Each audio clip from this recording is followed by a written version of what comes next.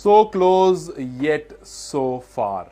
जी हां, आरसीबी की कहानी इस आईपीएल में कुछ इस तरह से खत्म हो गई।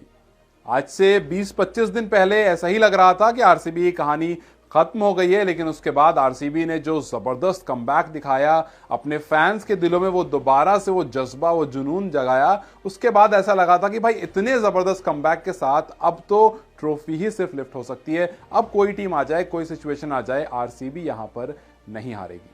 लेकिन राजस्थान रॉयल्स ने कहा होल्ड माई परफॉर्मेंस।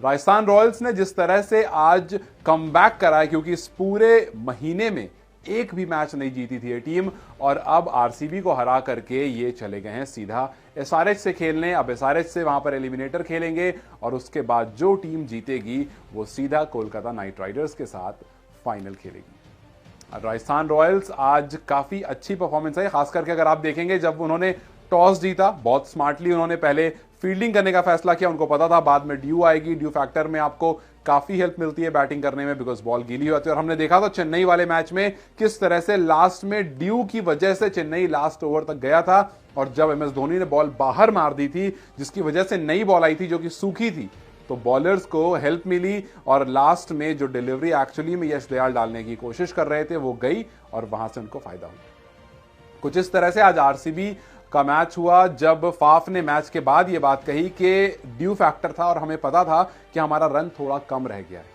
वहीं पर हम समझ गए थे कि रन थोड़े ज्यादा होने थे, लेकिन उसके बावजूद आरसीबी ने फाइट जरूर दिखाई, पूरा सीजन काफी अच्छा करा।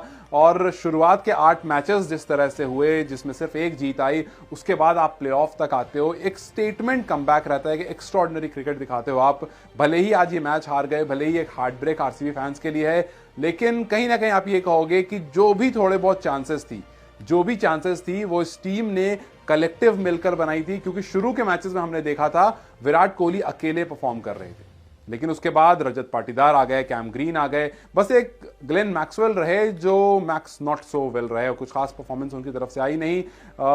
लेकिन ये टीम जो है वो काफी कंसिस्टेंट टीम। हाँ ठीक है, आप कह दोगे कि जी 17 साल हो गए, कभी ट्रॉफी नहीं जीती। वैसे ट्रॉफी ना जीतने बहुत सारी टीमें जो नहीं जीती हैं।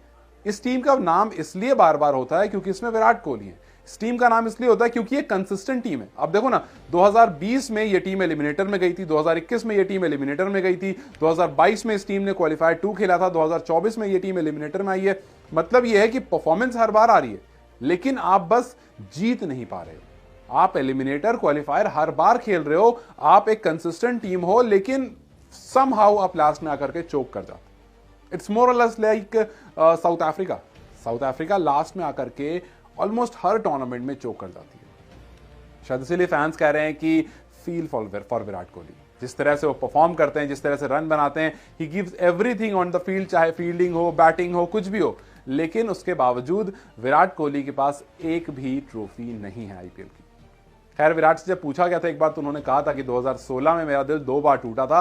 एक बार तब जब आईपीएल ट्रॉफी हम बस जीतते जीतते रह गए थे, फाइनल्स में हार गए थे वो एसआरएच से, लेकिन उसके बाद उतनी क्लोज नहीं पहुंचे हैं कभी।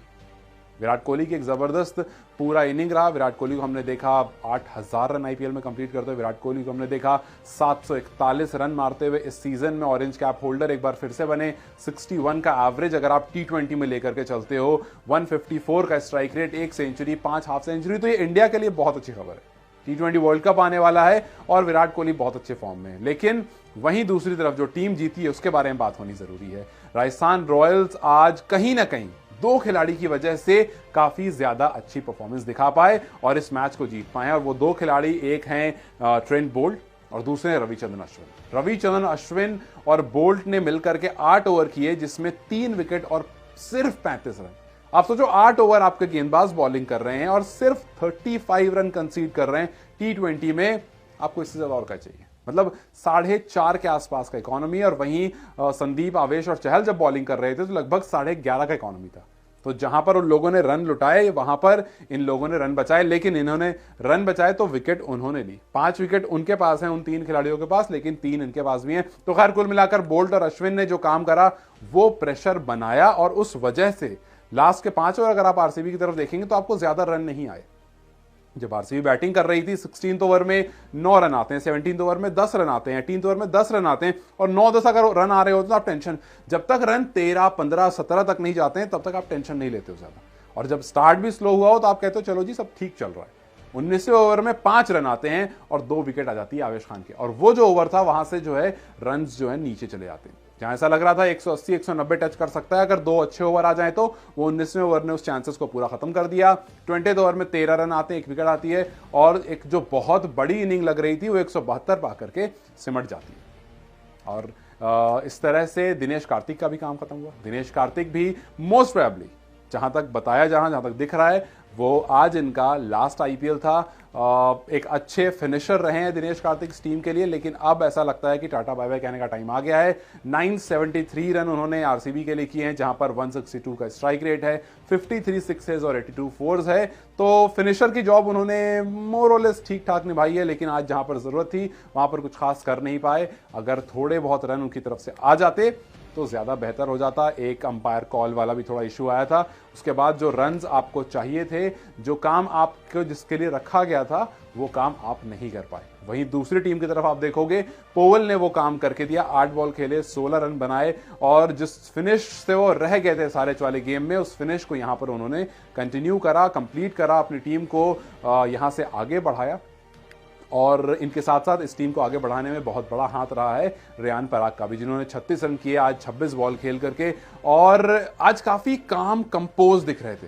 रेयान पराग जिस तरह से बैटिंग कर रहे थे, ऐसा लग रहा था कि वो मैच जिता जाएंगे, लेकिन वो सिराज की वो पिन पॉइंट यॉर्कर काफी काम कर गई, लेकिन काफी काम कंपोज और पॉजिटिव लग रहे थे, जैसे कभी पहले विराट कोहली लगा करते थे। नहीं, मैं कंपेयर नहीं कर रहा हूं, इस बोल इसलिए दिया वरना लोग लिखने पर आ जाते हैं, बट स्टिल काफी अच्छे, काफी पॉजिटिव माइंडसेट से खेल रहे थे। और उम्मीद करते हैं कि जिस तरह से रेयान पराग ने इस पूरे सीजन में खेला है, वो रेयान पराग हमें यहां से आगे अब दिखते रहें, और आगे एक जिम्बाब्वे सीरीज भी है, वहां पर भी वो रेयान पराग हमें दिखे। वरना आप इस सीजन देखो ना, 43, 84, 54, 76, 34, 48, 77, इस तरह के बहुत सारे आपको रन दिख जाएंगे रेयान पराग के। तो ये कहना गलत नहीं होगा कि ये रेयान पराग का ब्रेक थ्रू सीजन था, और ये फ्यूचर बहुत जबरदस्त और बहुत ब्राइट दिख रहा है हमें।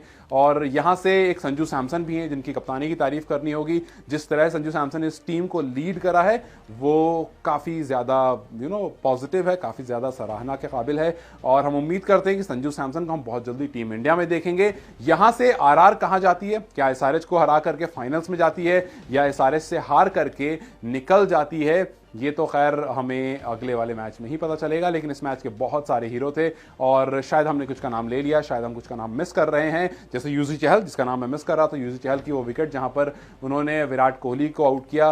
तो ऐसे कुछ कुछ मूवमेंट्स थे इस मैच के जो बहुत ज्यादा क्रेजी थे। हो सकता है कुछ मैं मिस भी कर गया हूंगा। अगर आपको कुछ याद है जो इस मैच में हुआ और मैंने उस बारे में जिक्र नहीं किया, तो मुझे कॉमेंट में जरूर बताएं। और क्या आपको लगता है आरआर यहां से एसआरएच को हरा करके फाइनल्स में पहुंच सकती है, या फिर एसआरएच को हराना मुश्किल पड़ सकता है इस टीम के लिए? और एक बार फिर से जो हमने केकेआर वर्सेस एसआरएच देखा था, वही केकेआर वर्सेस एसआरएच फाइनल में भी दिखने वाला। आपको क्या लगता है? अपनी राय मुझे कमेंट सेक्शन में जरूर बताएं।